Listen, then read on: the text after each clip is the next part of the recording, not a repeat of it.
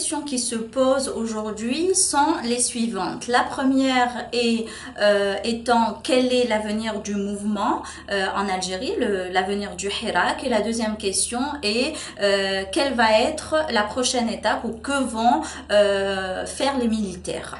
Donc pour répondre à la première question, je dirais qu'il est très important de noter que cela fait déjà 12 semaines que les Algériens sont sortis dans les rues. Cela fait déjà 12 semaines qu'ils continuent à manifester de manière très civique et pacifique, et ça c'est très important de le noter. Il n'y a pas eu d'incident malgré les différentes tentative de certains membres des forces de l'ordre de provoquer la population.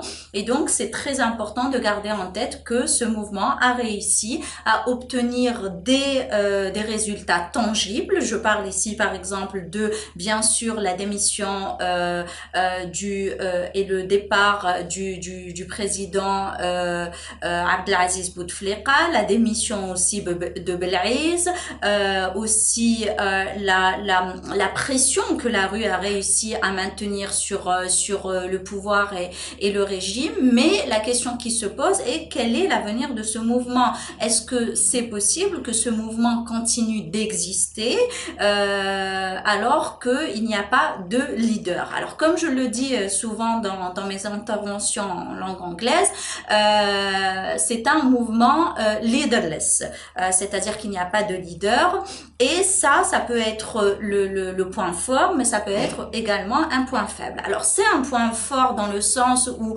lorsqu'on a un mouvement de cette envergure mais qui n'a pas de leader, il est très difficile pour le régime de le coopter, de l'emprisonner ou de faire des pressions sur lui ou sur elle. Et donc ça c'est le point positif. Le point négatif est que un mouvement d'une telle envergure ne peut pas continuer indéfiniment à se mobiliser sans un minimum d'organisation et d'institutionnalisation surtout. Alors l'organisation est là, on a vu des comités de quartier, on a vu des comités de protection, etc. Et c'est quand même extraordinaire. Cela étant, il va falloir un minimum d'institutionnalisation de ce mouvement. Alors on a vu certaines figures prendre le dessus. Je pense ici par exemple à l'avocat Mustafa Bouchechi qui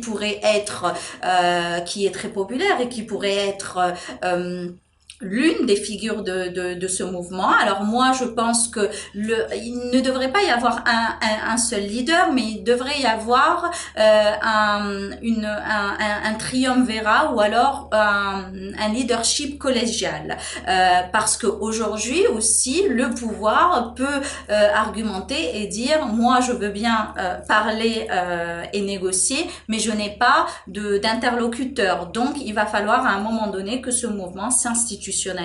Il va falloir aussi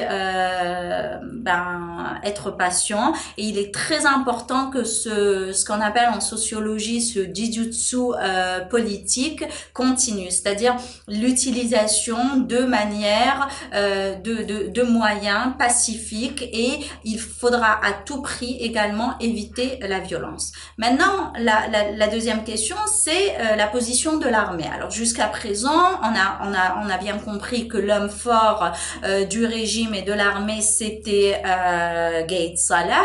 Malheureusement, aujourd'hui, il est dans une position qui est intenable. Le peuple n'en veut pas. Nous avons tous entendu les derniers slogans dans la rue, avec des slogans comme Gaïd Salah Machi Salah, ou alors les slogans du mois de mars disaient Ruh ya Bouteflika ou Dim'ak Gaïd Salah. Donc la majorité n'en veut pas. Alors Gaïd Salah a fait l'armée, l'institution militaire. Bon, on a tendance à parler de l'institution militaire de manière métonymique, et ça c'est une erreur. Elle n'est pas une et elle n'est pas homogène. Il y a des conflits d'intérêts au sein de cette institution, il y a des factions, etc. Mais pour le dire, pour faire vite, il va falloir prendre des décisions sérieuses et des décisions fortes. Alors, les arrestations qui ont eu lieu récemment ne sont pas assez. Les gens, en tout cas les Algériens, ont vu dans ces manifestations une manière pour Gaïd Salah de sauver sa peau, ou encore une manière pour Gaïd Salah de régler ses comptes. Et donc il va falloir que ces arrestations se fassent, s'arrêtent plutôt, et que ça se fasse dans un cadre légal, et que ces méthodes de voyous arrêtent d'être employées. C'est d'ailleurs ce que le peuple demande. Qu'est-ce qui va se passer?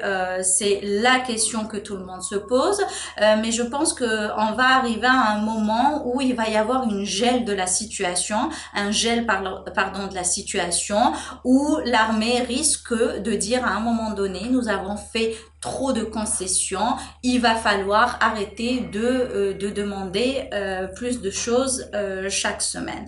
Et donc moi je pense que la meilleure solution à ce stade-là, c'est justement l'annulation des élections présidentielles. Les élections ne sont pas une bonne idée, et les élections ne sont pas une réponse à tout.